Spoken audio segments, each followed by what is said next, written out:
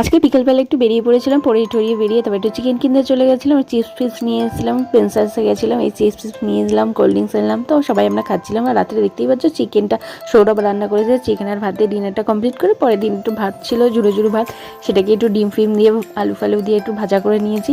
সেটা খেয়ে দিয়ে দুপুরের লাঞ্চে চলে গেছে। দেখতেই পাচ্ছি দুপুরের লাঞ্চে বেশ মাছের মাথা হতো, মাছের মাথা খেতে হেভি লাগে।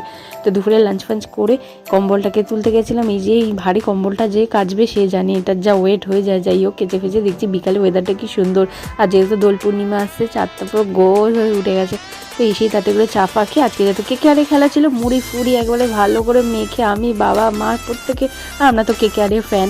আর কেকেআরের রাসেলের ওই ছক্কা খেলাটা অসাধারণ দেখে পরের দিন নেক্সট মর্নিং উঠে চা খাচ্ছিলাম, চা ফা খেয়ে একটু পিঠে খাচ্ছিলাম, কেন আমার মা বাড়িতে যাবো, একটু পিঠে করে নিয়ে যাবো ঠিক করেছি। এই মা একটু পিঠে করেছিল, সেটাই একটু খাচ্ছিলাম, খিদে পেয়ে গেছিলো। দেখতেই পাচ্ছি দুপুরের লাঞ্চে কি খেয়েছি, সর্ষে দিয়ে মাছ আর ভাত।